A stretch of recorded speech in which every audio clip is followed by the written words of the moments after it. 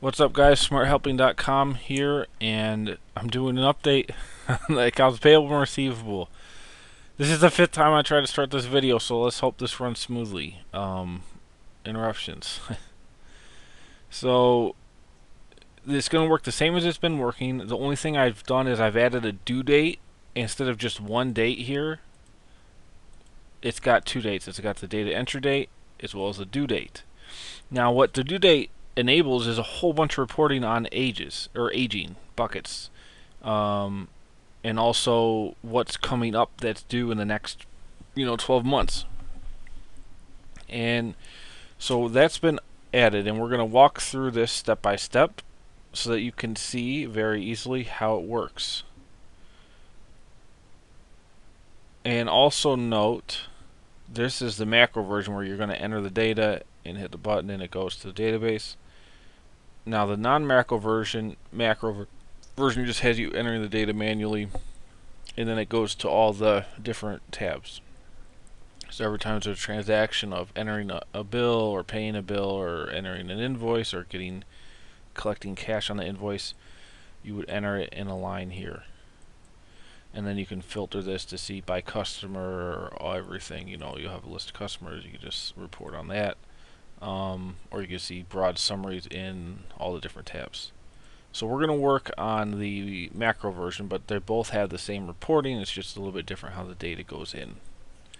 So let's build this and see how it works. I've tested the payables. I have not tested the receivables that much. I've done some testing, so we're going to see right here if everything's lining up. And so let's check and make sure these databases are empty. Yes, they are. And we're going to walk through this. Now, okay, so today is July 13th. Let's say I get a bill today. I had, I don't know, the cable bill. I just got an invoice for it today. Let's say July 13th. Entering or paying, I'm doing a bill entry. Invoice number, let's just say 67YHU, whatever, doesn't matter. Vendor. I've set up 100 vendors right now. You could obviously do way more than that. It's not hard at all to update. I'm picking vendor 1. Total owed. So this is the invoice amount. Let's just say it's, I don't know, got a big office, $650.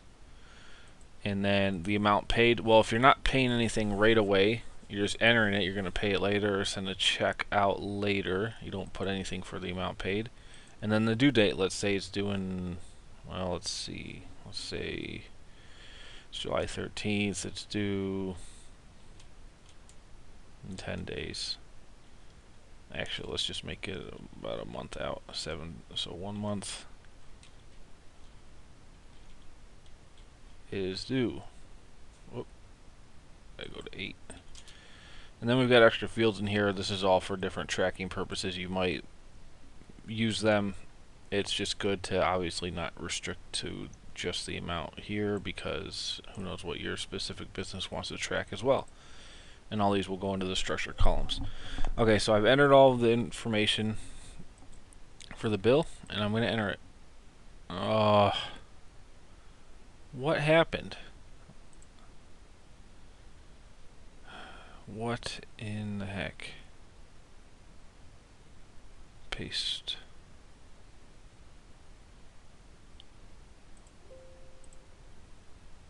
This just worked a second ago, so now I gotta figure out.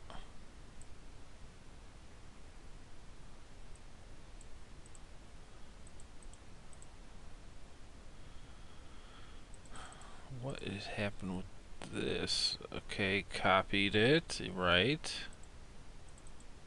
Let's try this again. Trying to change is outnumbered. Whoops.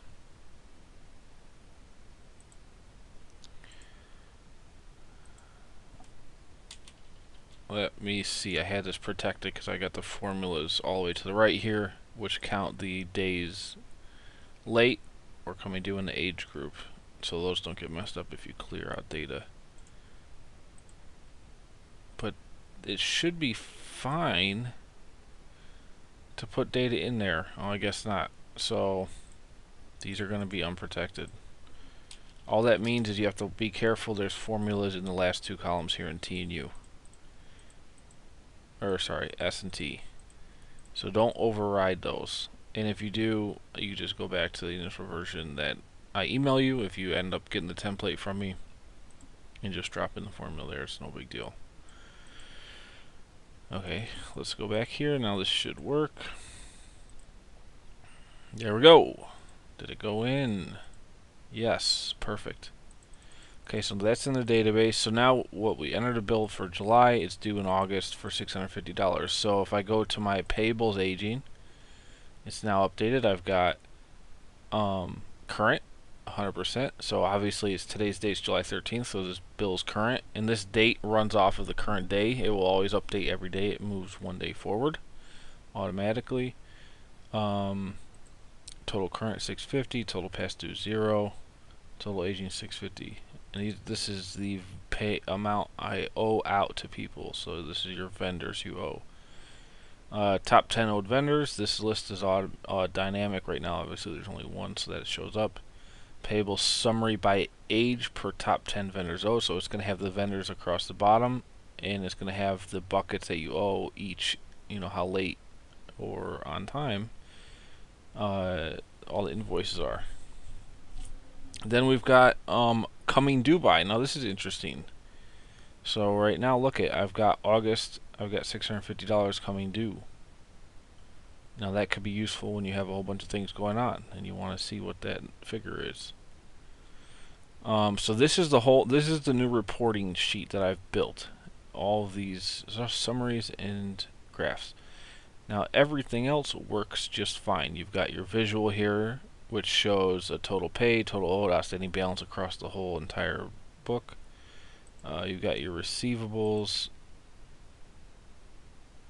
invoices, payables. You can see vendor 1, that automatically pops up there. If I type in an invoice here and a date, let's say just as of the last month, and what's that invoice I did? 67YHU.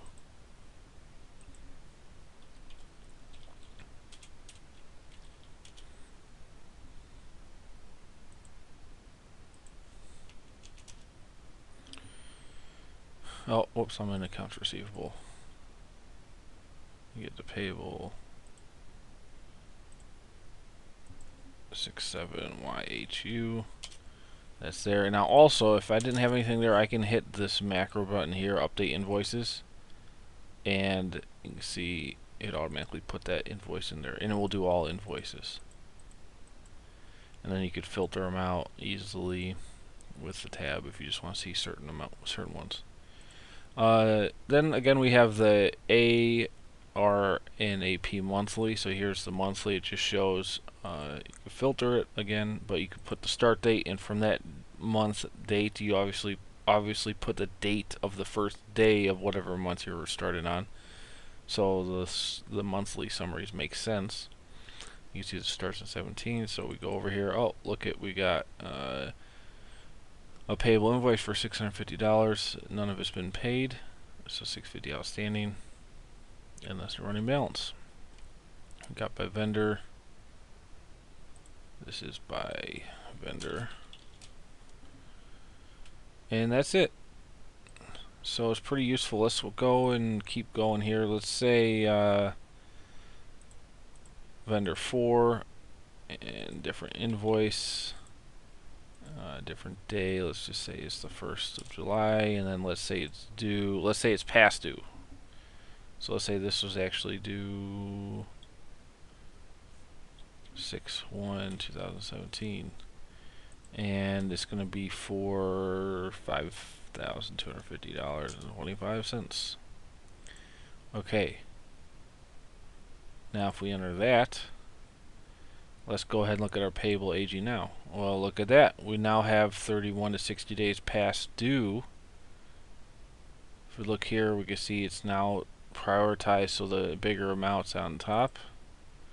31 to 60, 5,000 owed, and I'll make these currency.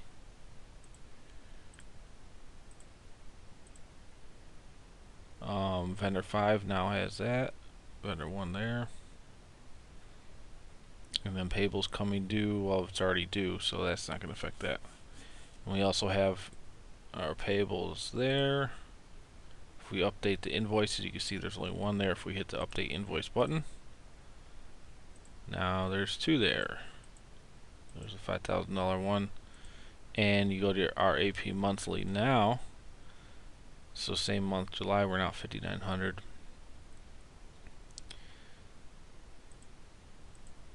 And 5,925 is the balance. Now, if I were to, obviously, if it was due, I probably would have entered it way back here somewhere. I just kept the July 1st date because I didn't feel like changing the date. But if I did say this was entered on, I don't know, it was due June, let's say it was entered in May. Actually, I don't want to change it there. I'll change it in the database. Let's say this is entered in May. You see it will update the payable summary. There you can see now it's in May. And then the 650 added in July.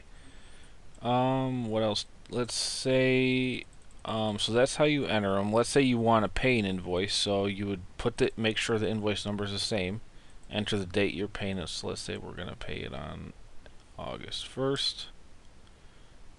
It's vendor 5. We're going to pay off half of it, about half, 2,500. And the due date, make sure the due date is what the due date of the invoice was, no matter when you're paying it. You might be paying it in August, but if it's June 1st was the due date, then make sure that's the due date here. So that should match for whatever invoice you're paying. It should match the due date of the invoice when it was first entered.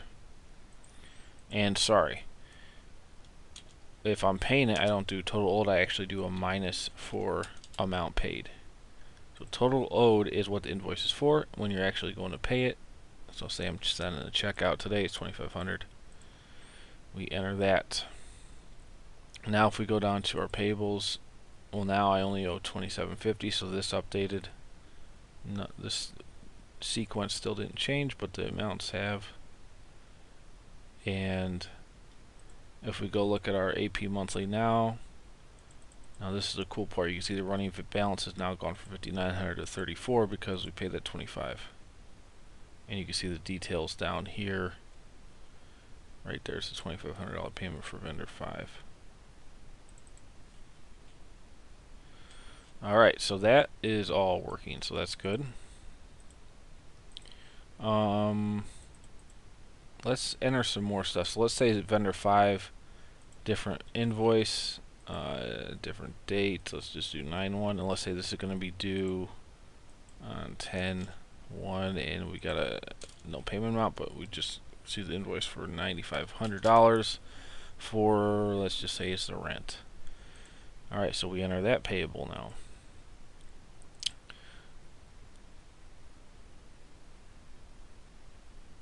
Let's see. So that went into September. Is due in October, so on the aging it's actually going to be still current because it's not due for a while. And you can see now here's how it looks with multiple, for the same vendor, multiple amounts. So you can see the blue is 9,500, and then this is a different color indicating a different age of the invoice, which you can see those, that's the amount of invoices that are 31 to 60 days old for vendor 5. Vendor 1 still got the $650 there. And this is interesting part. Now look at this. We have out in time, here's our months, how much is owed going forward. Well, October we got that $9,500 invoice coming up. And currently we have $10,000 of current bills due. We've got $2,700 past due, and total aging of $12,900 as of this date.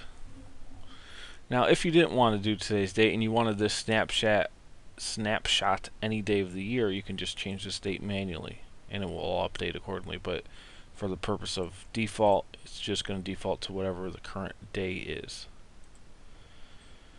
Alright, so great. Expenses are working just fine. That's all the functionality there is, just entering and paying the bills. Here's some more summaries. You can see total old to vendor 5 is 14. You paid 25. You still got 12,000 left.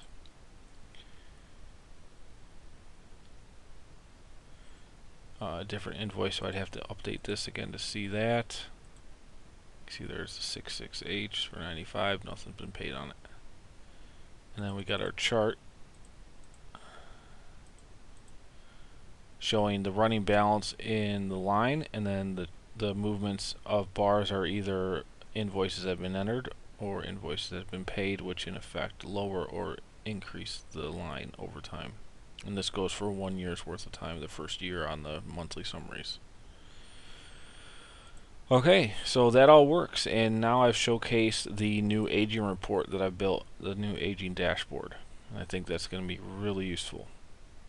And again, the price is not changing for this template at all, and you can get it at smarthelping.com.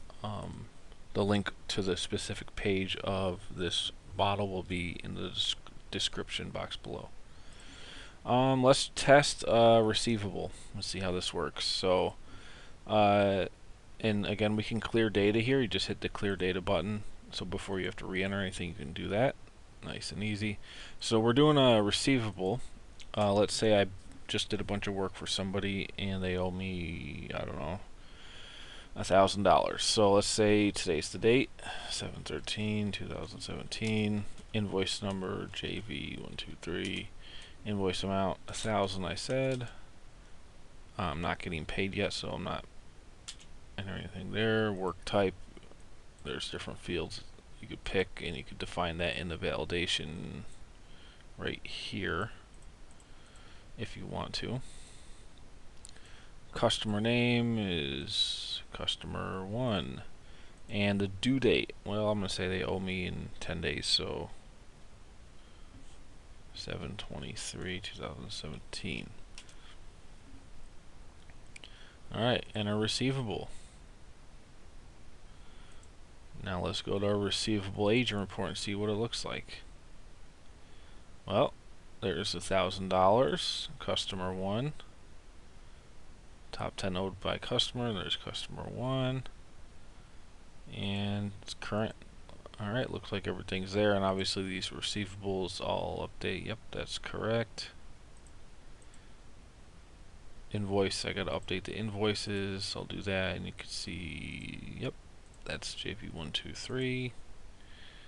Payable invoice. Now here's the AR monthly, so same thing as the AP, just for receivables, and it shows by month what the balance is, what's been paid, what's been newly billed. And then we also have the chart for accounts receivable. So you see July, entered it, $1,000, that's balance, nothing's been paid on it. Okay, now let's say on July 25th, I was paid the $1,000, so we go to nothing for invoice amount. Let's say they paid the full amount, $1,000. Customer 1, and the due date doesn't change. We enter it, and now our receivable aging is back to 0 because we've been paid. And then you can see receivables here, just so you can see there's the customer. So this is a summary by customer, summary by invoice, current balance back to 0, and AR monthly balance at 0. If we go to our chart, you see pay entered there was paid here, so the balance is nothing. Now if I were to say I got paid the next month, then we'll have a little bit of a line there in the visual. Let's see. Sorry, I got to change on the database. Say this was paid in August. Yeah, there we got a little bit of a line there. Okay, so that's working perfect. But let's see some more functionality. Let's say we've got a bill coming due. Let's say we're owed money that was due a few months ago, 2000 or in May of 17. Say it's customer 2. And it was $6,500. Invoice, well, it doesn't matter. And entry date, like, it doesn't matter. It'll be whatever the date is you enter into your system. Now we enter that amount, and we're going to have some activity here. So we've got, here we go, 6,500 past due, 61 to 90. Customer 3, I don't like them because they owe me. Let's make this also currency to match. Receivable summary by age per top 10 customers past due. Customer 3 is right there. And then obviously we don't have anything coming due because everything's past due. Let's say the same customer. Let's put another invoice in here. And on 3. And let's say this was due in the future. 8/1. So enter it. Now we can see our receivable page. You know, we got a little bit of a pie now. We got a little bit current, got more owed.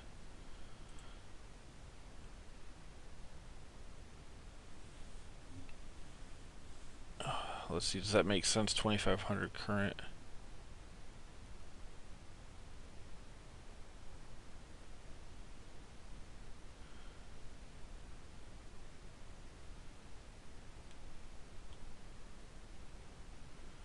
What is the logic there? Let me look at this. So we're saying it's due August 1st. Today's the 13th, so it's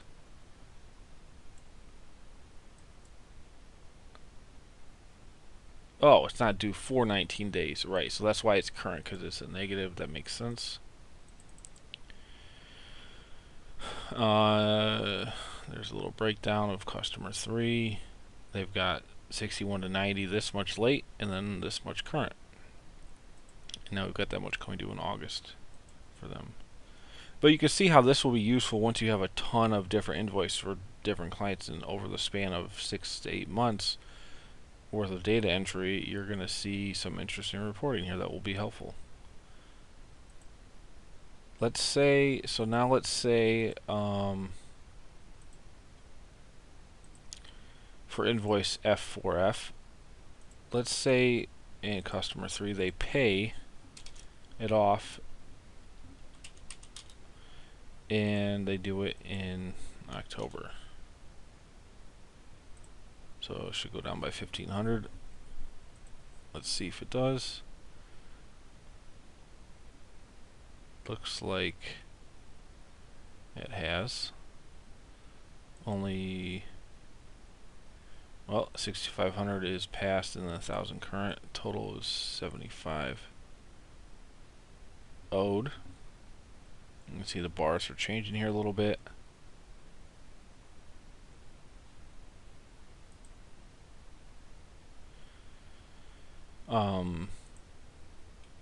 Current balance 75, right? So it's going down by 1,500. Update our invoices to see that. Perfect. Now let's say, and this is a good spot to pick invoices to if you need to reference them. So let's say F4F now is going to pay. So they were due on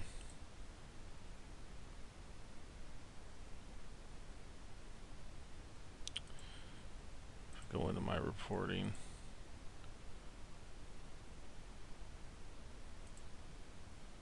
May 1st, let's say they paid 7/1.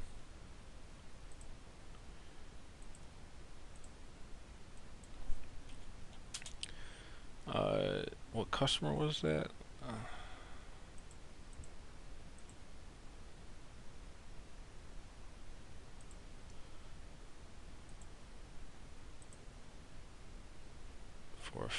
Let's see, that was for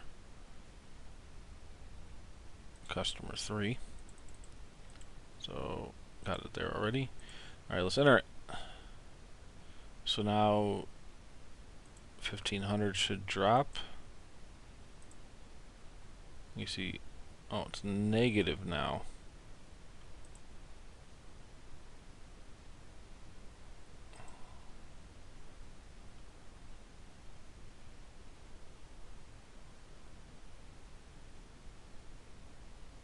And that's actually, so that's saying,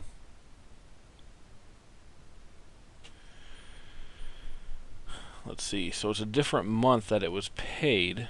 Now this might be a little tricky.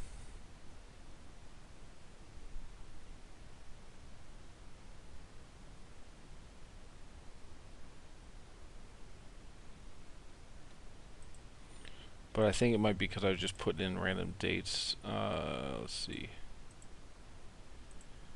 So the due date must be the same. That's where I messed up. And that's why I said at the beginning of this. So this due date, and that's why. So this due date that was paid on 4/4 must be the same as this due date. So 5/1. So that should be 5/1. And you can see I've made notes of that on the input card. You can see right here. Or no, I probably put in the instructions.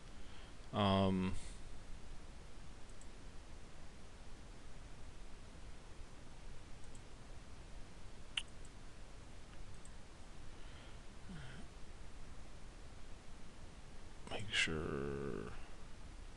I must have put on the instructions on this one. I think I did.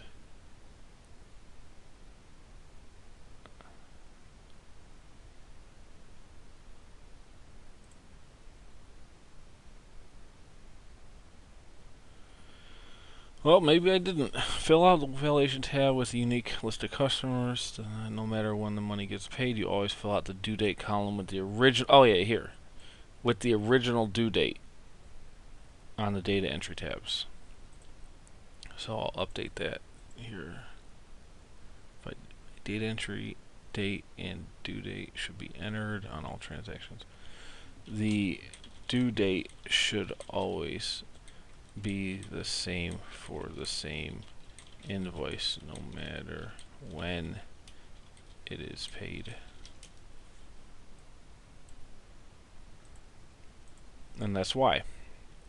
Because I had buckets in different. So now there we go. So now the 61 to 90 past due is updated, only 5,000 owed on it. Now we're talking. Now what is this? So this is saying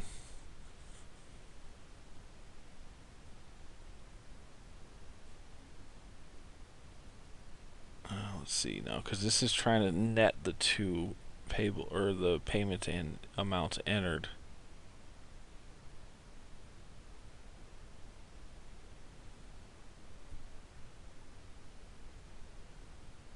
So really, this shouldn't take into effect payments. This should just take into effect invoice amounts outstanding, and as they get paid,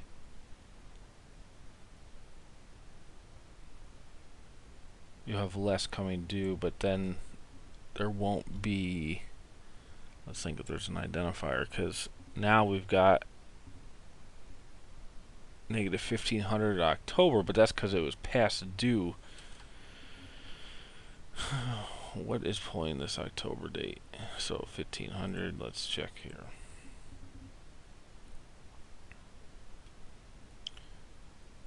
Oh, again, for, because I wasn't paying attention, F due date must be the same. The data entry date can be this different. The day it's entered and the day it's paid, obviously, and that's important for tracking, but the due dates on invoices, you have to have the same due date on the invoices. Now, okay, now we're making sense here. Got rid of that negative. Perfect. And there's the visuals. It's saying we still have 6,000 that's owed. And you can see the bumps in the line change as payments are made and invoices are entered. Alright, overall, a little bit rocky, but the thing is the logic works. the math through here and the function and everything works, and the same logic is used on the manual entry. So instead of hitting the button and having to populate on each row, you actually just put in your invoice entries right across the row. And these are only fields you have to worry about currently, but there's extra fields in here as well if you just want to track things and report on it however you feel like it. So either template's available with the purchase. It is an upper tier model, so it's $125 one-time fee, and I'll send you over the sheets and help you up to a half an hour of walkthrough if you need it.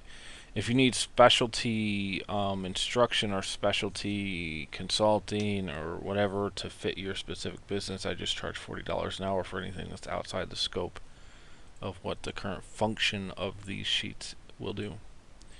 And that's the update. Have a great evening. I got to get back to work, 'cause this is smarthelping.com.